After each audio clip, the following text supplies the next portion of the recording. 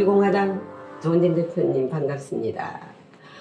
오늘 그 바이든 대통령 수행기자단으로 저는 왔고요. 오늘 한국 일정을 마치고 또 일본으로 향합니다. 그래서 일본에서 또 2박 3일 일정을 하고 이제 바로 미국으로 돌아가는데 한국 방문에서 이번에 미국은 성공적이라고 지금 말하고 있습니다. 근데 한국 입장에서는 어떤 입장인지 우리 조은진 대표님으로부터 여러 가지 말씀을 들어보겠습니다. 우선 뭐 방송에 언론에 나오는 조 바이든 대통령의 이제 방안이 대한민국 국민들로부터 환영을 받는 첫 번째는 안보 문제. 그동안 문재인 좌파 독재 정권이 무너뜨린 국가안보 또 체제 이런 부분에 대해서 명확하게 한미동맹 강화를 못 박았다는 것. 그리고 지금까지는 안보 군사 동맹 이런 차원이었다면 이제 경제 기술 동맹으로 전환을 했다는 것. 이런 부분에 있어서는 상당히 평가를 좋게 할 수 있을 것 같아요. 그래서 지금 뭐 주한미군 철수 문제라든지 혹은 전자권 회수 문제라든지 이런 문제들이 쑥 들어가 버리고 이제는 국가안보 차원에서 확고한 한미동맹 또 이번에 방한 마치고 바로 일본을 가지 않습니까? 예. 같이 2박 3일 동안 일본을 가시는데 거기에서도 한미 삼국연대 뭐 이런 부분들이 다시 복원되고 국민들한테 안정감을 주는 그 조 바이든 대통령의 방안이 하나 한 번 더 업그레이드된 그런 한미 관계를 만들었다 이런 평가는 있는 것 같습니다. 이제 수행을 하시니까 우리 전희박 기자께서 느끼셨던 한국에 와서 느끼셨던 이런 부분들을 좀 말씀을 해주시죠. 어저께도 기자회견에서 제일 먼저 그 포커싱을 CNN이 팍스뉴스, 메인뉴스가 포커싱한 게 북한 문제를 짚더라고요. 뭐 경제 문제는 어차피 이제 그렇게 흘러가지만은 바이든 대통령이 이런 말을 했어요. 김정은의 진실성이 없으면은 절대 만나지 않겠다는 것이 부정적인 입장을 했거든요. 또 그러나 외교문은 열려 있다라고 했거든요. 그러면은 만약에 이 백신이란 지금 코로나 바이러스 사탄이 지금 일어났지 않습니까? 북한에 이것이 잘 해결되면은 굉장한 또 효과를 볼 수가 있다라고 하거든요. 그러니까 여러 가지 조건적이란 말이에요. 그러면은 지난번 트럼프 대통령과의 대북 정책이 상당히 상반으로 가고 있습니다. 예, 그래서 전 트럼프 대통령에 대한 그걸 많이 지적을 하시더라고요. 그래서 우리는 좀 틀릴 것이다. 근데 11월 뭐 중간선거에 여러 가지 생각도 있으신 것 같고 하나는 이제 지금 한국에서는 북한의 제7차 핵실험 네. 뭐 준비가 다 된 상태다. 언제 쏠 거냐. 뭐 이런 부분에 대해서 상당히 우려를 하고 있고 만약에 북한의 핵실험이 진행이 되고 지금 미사일은 뭐 원래 들어왔어도 엄청나게 많은 숫자를 지금 10여 차례 넘은 것 같은데요. 그러면 북한의 핵실험 7차 핵실험이 된다면은 뭐 우리 공화당 입장에서는 발표를 했죠. 우선 첫째는 북한의 CVID 정책, 우리가 북한 북핵을 폐기시키는 CVID 정책을 강력하게 미국에서 해야 된다. 또 한국 정부도 마찬가지다. 그것을 하지 않으면은 북한의 핵폐기는 어렵다 이런 입장이고. 두 번째는 북한 핵폐기가 아니라 7차 핵실험까지 간다면은 이런 한반도 특히 한국에 있어서의 전술적 핵무기, 방어력 전술적 핵무기의 도입에 적극적으로 임해야 된다. 뭐 이런 입장을 우리 공화당 입장 표명을 했는데 그 문제에 대해서는 어떻게 생각하십니까? 그게 지금 정통으로 맞아떨어져 가는데 이번 정상회담에서 상당한 군사 문제를 많이 논의가 했는데 저도 굉장히 이해적이다 했는데요. 앞으로 전략 자산을 규칙적으로 연례적으로 동원하겠다 했습니다. 그것이 굉장한 북한에 대한 이제 압력이거든요. 플러스 이제 확대 지금까지 훈련을 중지했지 않습니까? 문재인이가 이거를 다시 리즘하면서 확대 훈련, 한미 확대 훈련을 하겠다라고 했고, 그러니까 철통 같은 안보에 대해서는 의심할 여지가 없다라고 했거든요. 그런데 이제 오늘도 CNN에 나오지만은 북한이 지금 핵실험은 맨날 준비가 돼서 엄포만 놓고 있거든요. 그럼 이게 미사일도 그렇고 오늘 쏠지 오늘 가다가 뭐 핵실험 했다라는 것을 이게 이제 상당히 난감한데 이제 내가 어제도 누구랑 얘기를 하다가 이런 얘기를 했어요. 미국의 시나리오는 푸틴하고 김정은이 참수 내지 세스네이트라 이게 지금 시나리오가 있다. 근데 노골적으로는 말하지는 않겠다. 그 두 마리만 없어지면은 이제 중국은 아주 처리하기 쉬워요. 그래서 수리 혈맹 중에서 둘이가 쓰러지면은 중국은 어차피 손들게 되어 있다고. 그러니까 중국을 먼저 손을 보려면 상당히 힘들어요, 미국도. 그래서 이제 견제 세력을 하기 위해서 한미동맹, 일본, 삼각동맹 이거를 굉장히 중요시하게 여기고 있지 않습니까? 이제 동맹보다 삼국 연대인데 문제는 지금 이번에 미국이 주장하고 있는 그 협정이 있잖아요. 그 경제협의체. 경제협의체. 거기에 한국이 이제 가입을 에코노미 하겠다. 컨설테이티브 프레임워크. 그래서 그런 부분이 있는데 그 부분에서 뭐 한국에서 저항도 꽤 있어요. 특히 수산업자 분들이나 이런 분들의 저항이 있는데 중국의 반발이 만만치 않을 겁니다. 그래서 중국에서 각오해야죠. 그러한 입장을 분명히 한국이 적극적인 가입을 안 했으면 좋겠다는 입장을 밝혔고 또 좌파들이 그런 거 한국이 예를 들어 가입하게 되면은 사드 보복과 같이 경제 보복을 했잖아요.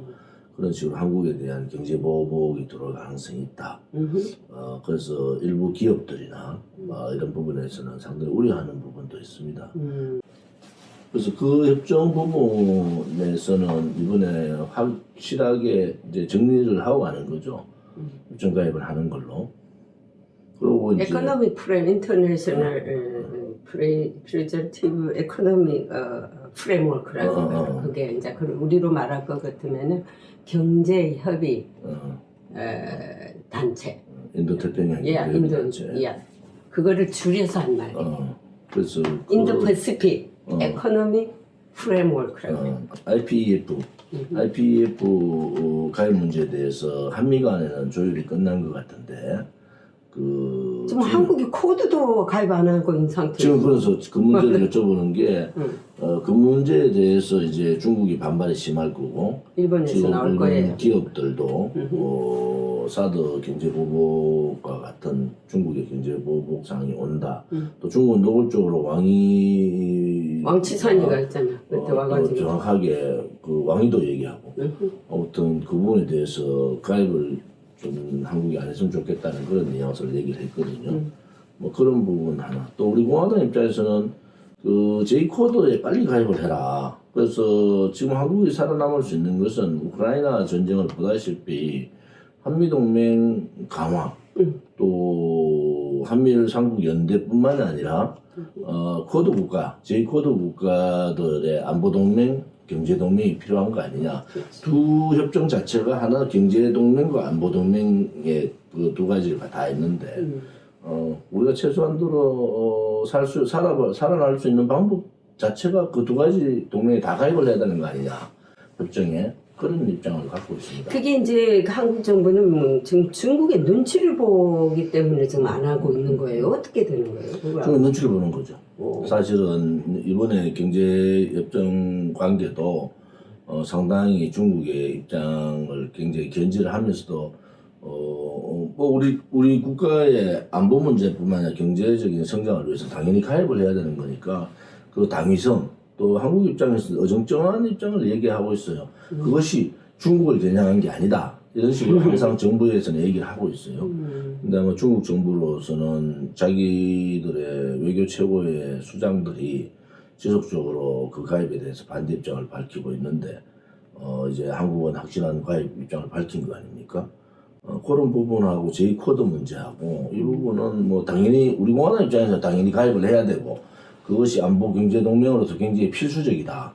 이번에 우크라이나 전쟁을 통해서 보더라도 굉장히 그 동맹 간의 어떤 그 확실한 믿음, 신뢰 그게 필요한 거 아니냐. 그 입장에서는 경제적인 부분에 있어서 중국의 보복에 대한 부분들이 상당히 우려가 되고 실질적으로 수출 대부분의 25% 음. 이상이 중국에 들어가 있다면 많이 지금 다변화를 시키고 있어도 그 여건상 다변화될 수 없는 부분들이 또 있어요. 또 히토리라든지 이런 부분들은 실질적으로 한국에 직격탄을 줄 수가 있단 말이에요. 그래서 그런 부분에서는 우리가 이제 그 무역 대상국의 다변화 또 경제 교류의 이 다원화를 통해 가지고 이게 나가야 되는데 또 한 번 중국이 사드 경제 보복 같은 경우를 예상을 해야 된다. 그런 입장을 갖고 있는 거죠. 그러면 제가 이제 국무성에서 요즘 계속 국방부는 거의 다 이제 하고 왔다 갔다 하다 국무성 집중적으로 하면서 이런 문제를 많이 질문해가지고 내가 많이 보내줘. 네. 포워딩 해주고 있겠어요. 오케이. 그러면 이런 국무성에서는 이제 오피셜리는 이런 말을 해요. We understand. 이해한다 이게 한국 입장을. 중국에도 뭐 교류가 있으니까. 그렇지만 맨날 중국이 이거 하지 마라 저거 하지 마라 한다고 해서 그 눈치 보다가 언제 국방하면 언제 자기 주권이라 이거 주권 국가라 이거 한국이 내가 사드 얘기를 했을 때 추가 배치할 거냐 근데 한국은 주권 국가다 이게 주권 국가가 방어를 하는 것은 그 주권 국가 당연한 일인데 그걸 가지고 다른 나라에 물을 필요성이 있느냐는 거예요. 그리고 왜 눈치를 보냐 이거 자기들 하면 하다는 이거예요. 근데 우리는 보복이 들어와서 그렇다라는데 보복을 들어와도 중국 너희는 더 큰 지금 사드보다 더 센 거를 지금 했다더라고요. 지금은 방어하잖아. 그럼 우리는 방어를 하지 말라는 거예요. 북한이 그렇게 쏘아야 되는데. 중국 입장에서 그것은 옳지 않지 않느냐. 그래서 이번에 7차 핵실험 문제가 한국의 안보 부분에는 굉장히 위기가 온과 동시에 혹은 또 우리가 중국에 대해서 당연하게 7차 핵실험 당신들 못 막지 않냐. 그러면 핵실험을 7차까지 하고 전반적으로 그런 걸 못 막고 있는 상황에서는 그렇죠. 우리는 사드 방어 체제를 할 수밖에 없고 전술 핵무기를 드릴 수밖에 없다. 이렇게 가는 수밖에 없어요. 이제 사드 재배치에 대해서 수도권 부분 배치에 대해서 뭐 지역적인 그 반대 입장도 있어요. 그런데 이제 최소한의 안보, 우리가 말하는 방어적인 안보 부분은 이번 7차 핵실험을 계기로 전반적인 한국 특히 한반도에 있어서의 힘의 균형 부분을 조정할 필요가 있다. 7차 핵실험까지 했는 북한에 우리가 제2사드를 수도권에 배치를 다시 넣겠다 하는 부분에 대해서 중국도 명분이 없어지잖아요. 반대 그렇죠. 명분이. 그래서 그 부분하고 제2코드 문제를 동시다발적으로 7차 핵실험과 동시에 해야 되는데 그것이 오늘 한미 정상회담에서 분명하게 그런 부분들을 비공개로 하더라도 짚고는 넘어가야 된다. 그렇죠. 그리고 미국의 정확한 입장. 자, 북한이 미국이나 북한이나 대한민국이나 똑같은 입장에 북한이 핵을 폐기하고 또 개방적으로 가면은 적극적으로 북한 주민들이 살 수 있는 방법을 찾아내겠다 이거잖아요. 그런데 북한은 그럴 생각이 전혀 없단 말이에요. 그러면은 결국은 푸틴과 같이 세계적으로 푸틴을 고립시키고 또 김정은도 마찬가지고 이제 박근혜 대통령 때 했던 참수 부대의 새로운 도입들이 이제 필요한 거 아니냐. 결국은 우리 한반도에 전쟁이 있어서는 안 된다는 전제가 있어야 되고 두 번째는 대한민국 국민들의 생명 재산에 대한 확실한 담보가 있어야 되기 때문에 그것은 좌파들도 7차 핵실험이 강행된다 그러면은 그 부분에 대해서도 국민들이 많은 이해가 있을 거다 이래 보는 거죠. 어제도 정상회담 전에 이제 대통령은 하얏트에 있거든요. 대통령하고 헤드 관료들이 있고 전부 기자들이 여기 있는데 거기를 항상 우리가 들려요. 가서 스큐리티 체크 받는다고 모두. 거기에 이제 플랜카드를 시위대가들이 해놓은 거를 많이 찍더라고 기자들. 근데 어제는 한미 동맹 강화하자 좋은 맘만 보였어요. 근데 그저께는 아주 그냥 그 가이들이 섞여가 난리가 났다고 이제 CNN이 그러더라고요. 그래서 이제 결국은 이제 미국은 그거예요. 이번에 이제 한미 동맹 강화해서 코드가 미국은 원하는데 일본이 원하지 않은 것 같아요. 그건 왜 그런지 알까요? 왜 그런지 아세요? 일본의 지금 미일 미일 동맹에 대한 확고한 우위를 점유하겠다 이런 뜻. 그렇죠. 그렇죠. 뭐든 이제 같이 둘이 파트로 나가면 미국이 혹시나 한국을 더 그게 해주면은 굉장히 자기들이 난감한 고립되는 어떤 바이든 때 맞습니다. 고립된 상황들이 한번 있었잖아요. 굉장히 일본이 굉장히 그런데 아무튼 뭐 한국이 들어가겠다 하는 데 한국에 대해서 대해서는 반대할 맞아. 수는 없는 거예요. 없죠. 근데 만약 한국이 일본이 일단은 반대한다 그러면은 그거는 뭐 일본도 명분이 없어지는 거고.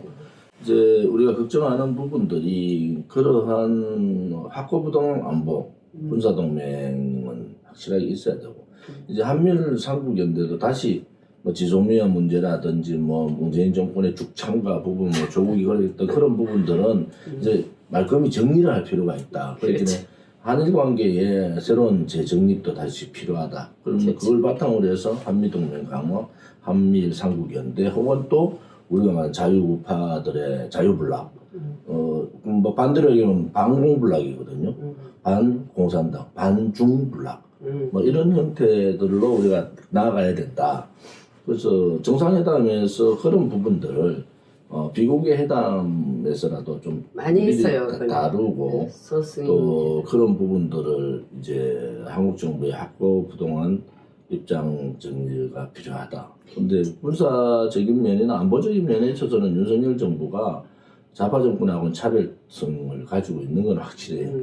단지 이제 국내 내부적인 뭐 정체성 문제라든지 또 국가의 운영 문제라든지 이런 부분들은 상당히 5.18 문제도 그건 내가 좀 지적하고 5.18 싶은데요. 정신을 내가 뭐 어제도 얘기하는 얘기했어요. 어제도 그 프로 윤석열 정부 내가 지켜볼 것인데 대통령 되기 전에는 박정희 대통령 좋은 거를 다 뭐 따라 하겠다고 해놓고 보니까는 5.18만 가지 박정희 대통령 5.16을 왜 기념을 안 하느냐. 기념은 보자고 뭐 우리가 현충원 갔는데 것이다. 내가 그랬어. 하나는 없더라고. 오 마이 갓. 그 다음에 뭐 성명서 하나 없었잖아요.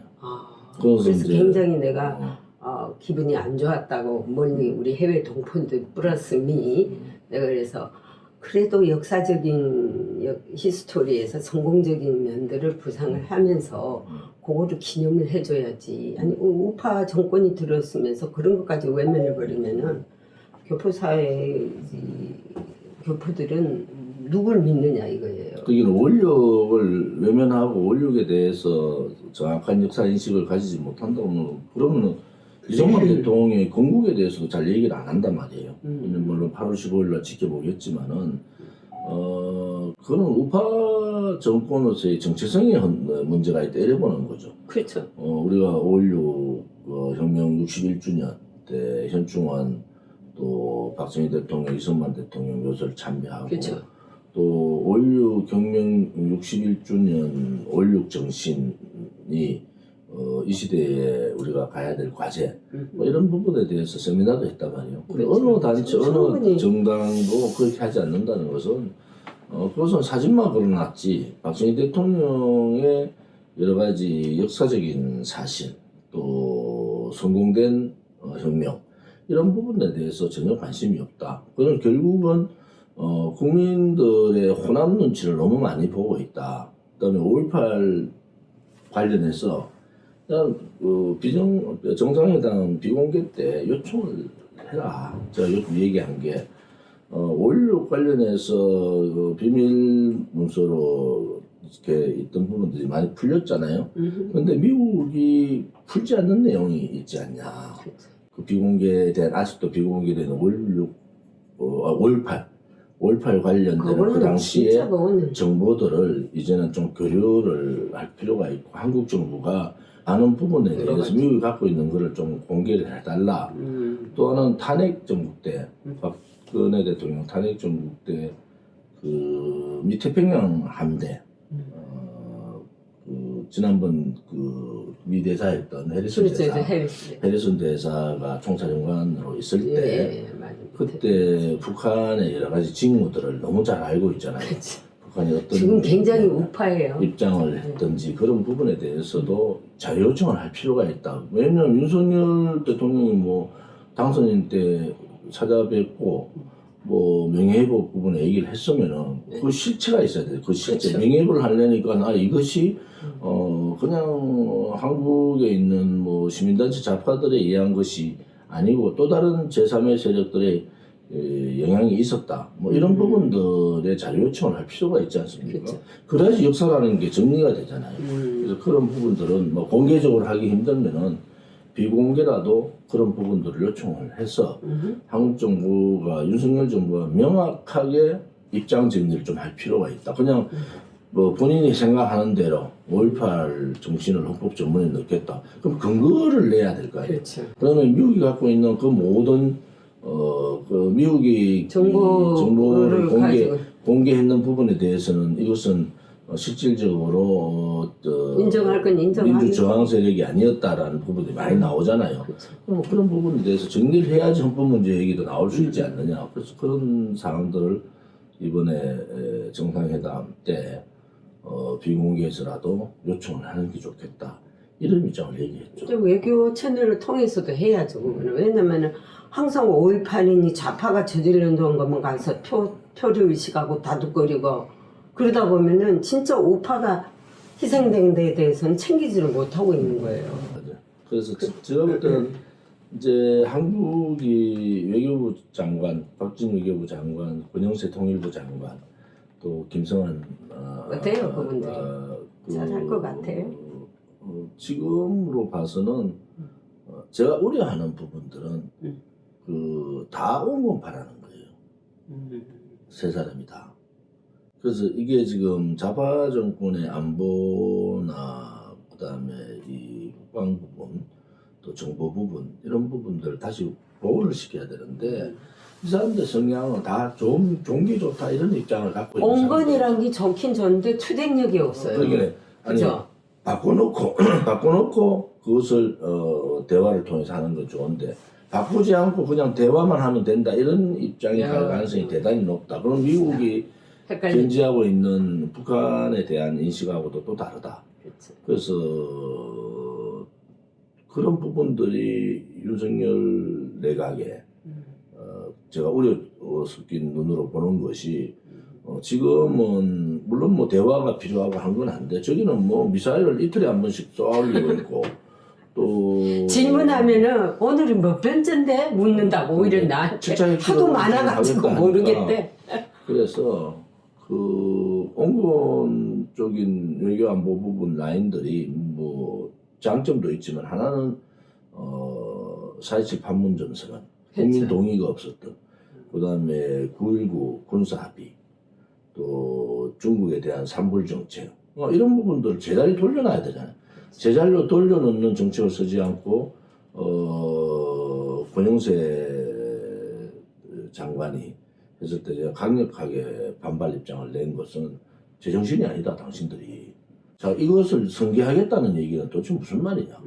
문재인 정권에서 가장 잘못된 것이 4.27 판문점 선언 국민 동의받지 않고 엄청난 많은 돈을 퍼주는 거를 자기 인양 해가지고 표국 끌어모으고 그렇죠. 그다음에 9.19 군사합의를 통해서 철책 무너뜨리고 우리의 최소화 방어 능력인 항공을 통한 방어 오늘 그저 항공사령부 가잖아. 이런 부분에 대해서 제대로 돌려놔야 되고 한국이 산불 정책이라는 게 MD 미사일 방어 체제라든지 이런 부분에 대해서 안 하겠다는 거 아니에요 지금 한다고 외에는 근데 이걸 깨야 된다 그것이 이제 그 전술핵 부분 아니겠어요? 어제 그 말이 나왔던 거 이런 부분들을 돌려놓지 않고 권영세는 문재인 정권이 했던 대북 정책 뭐 대중 정책의 그 협정 부분들을 다 수용하겠다. 그건 말도 안 되는 소리야. 그래서 그거를 발표를 했어요. 본인이 또 말을. 그래서 그런 부분들이 우려를 되는 게 다 문재인 정권이 지금 해놓은 것을 정리하고 또 되돌려 놓는 것이 올바른 한미동맹의 복원인데 문재인 정권이 했던 국민 동의를 받지 않은 그 친중 종북 행위 그런 행위들을 되돌려놔야 되는데 그렇지 않고 장관들이 벌써부터 뭐 대화 타협 하지 마라 소리가 아니잖아요. 되돌려놓을 건 되돌려놓고 거기서부터 시작을 하는 건데 그래서 우려되는 부분들이 현 안보 외교 안보 라인들이 좋은 게 좋다. 외교 안보에 좋은 게 어디 있습니까? 잘못된 거는 정권이 바뀌었으면은 좌파 확실하게 정권, 우파 짚어놓아야 정권으로 돼. 가면은 확실하게 그 부분 되돌려 놔야 되지 않습니까? 그래서 그런 부분들이 좀 우려가 있죠.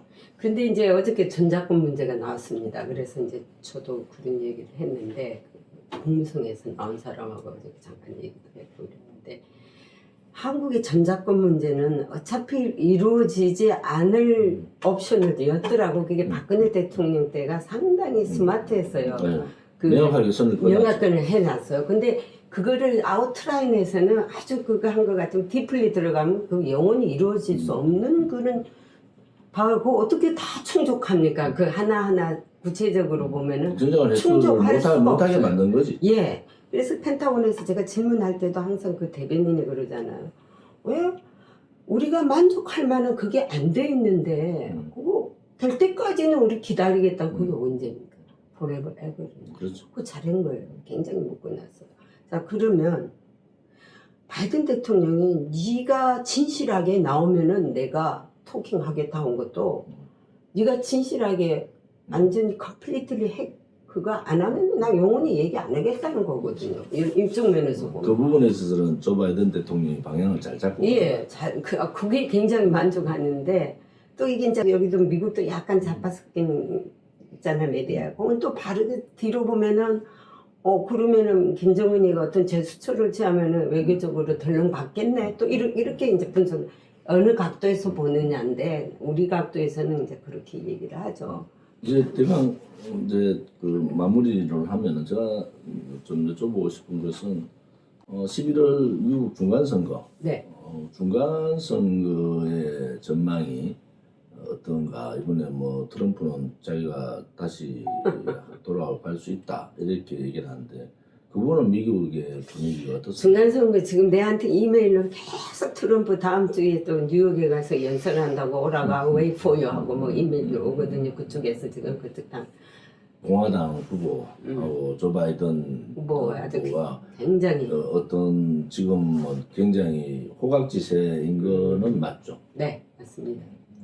그래서 이번에 우크라이나 전쟁을 통해서 네. 조 바이든 대통령이 좀 점수를 많이 얻은 거는 맞습니까? 그거는 맞습니다. 왜 그저 아프가니스탄 사태로 인해서 미국 국민들의 여론이 왜 우리가 남의 나라에서 피를 흘리느냐거든요.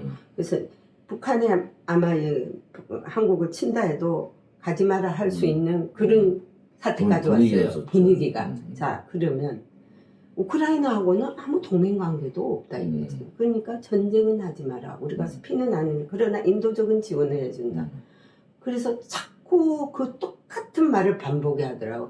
I'm not going to fight with Russia. I'm not 직접 going to. 개입은 하지 않대. 맨날 그거를 강조하니까 푸틴이 그래서 더 친다는 거야. 푸틴이 봐라. 미국이 개입 안 한다는데요. 그냥 마음대로 쑤시고 다녀도 괜찮다는 거예요. 근데 이제 무기를 대주는 것은 옳지만은 실질적으로 무기를 대준다 해도 아직까지 관계 하나도 없습니다. 실질적인 무기가 관계 없다고요. 안 줘요. 왜냐?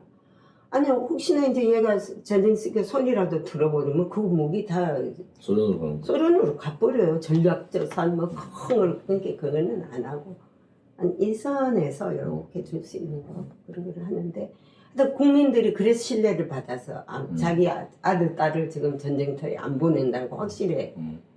그다음에 그러면은 한국은 뭐냐? 내가 맨날 펜타곤에서 질문이 야 한국은 동맹 이상 없냐 하고 대변이라고 맨날 싸움하는 게 한국은 동맹이지 않느냐. 우리는 한국만은 절대 놓치지 않겠다고 철통 같다 아이언클라인이 그러잖아요. 그렇기 때문에 그거에서는 우리가 안심을 하는데 but you never know. 그것도 모르는 게 트럼프 때 벌써 주한미군 철수하려고 한 게 다 드러났잖아요. 어떻게든 미국 국민들이 하라면 하는 거예요. 미국은. 그래서 우리도 준비는 해놔야 돼. 우리가 이제 부모로부터 독립정신을 길러야 되고 자체 내에서의 면역은 길러놔야만이 여차하면 손을 떼더라도 괜찮아. 미국이 그렇게 손은 안 뗄 겁니다.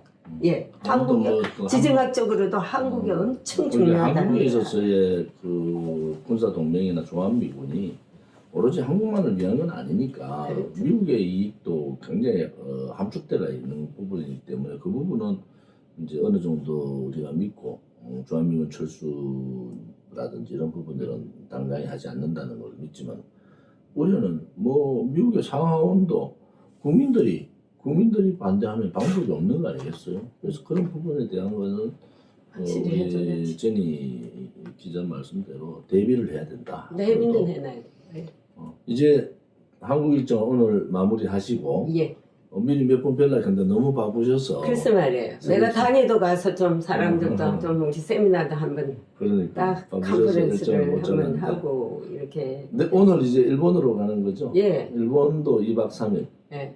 어, 그렇게 일정 해서. 잘 마치시고 예. 또 항상 우리 공화당에 대한 그 지지의 그런 박근혜 대통령님을 또 이번에 박근혜. 인터뷰를 한번 하려고 그랬는데 그게 잘안 됐죠. 미도 그 다음 기회에 네. 한번 만들어서 미국의 뭐 네. 유명 매체들하고 예, 그- 기회가 되면 한번 인터뷰를 그래서 주선을 해서 그렇죠. 하시죠. 우리는 이제 조금 대통령 건강이 최우선이니까 뭐 이런저런 얘기들이 많지만은 건강을 대체할 수 있도록 네. 좀 지금 교류는 하고 있습니다. 예. 그래서 아무튼 그런 부분들이 굉장히 필요하다. 근데 이분은 뭐 똑똑하신 분이에요. 정치인들하고 어떤 사람들하고도 만남, 전화 이런 걸 아직 안 하시니까 본인의 건강이 회복되는 그 시점 우리가 보고 있는 거죠. 그 시점에서는 제가 한번 할 겁니다. 감사합니다. 오늘 네. 인터뷰는 이 정도로 예. 정리를 하고 또 한 번씩 하자고요. 네, 미국 가시면은 그래서 앞으로 한국 문제 엄청 피크가 될 피크가 거예요. 예. 미국의 백악관의 움직임이 예. 우리 한국 정세에 굉장히 예민하다. 그렇죠. 그래서 그것을 가장 먼저 일선에서 일을 하고 계시는 제니 박 기자의 그 뉴스가 우리 공화당에 가장 먼저 네. 전달되고. 그렇게 하도록 만들려고 그래요. 우리 공화당이 릴라이브 소스가 나온다 하게들 우리가 이제 만들어야 돼요. 알겠습니다. 좀 그래다 하고 또 우리도 조은진 대표님 성공하시고 앞으로 큰 인물이 되실 거예요. See you You again. have to wait. 화이팅.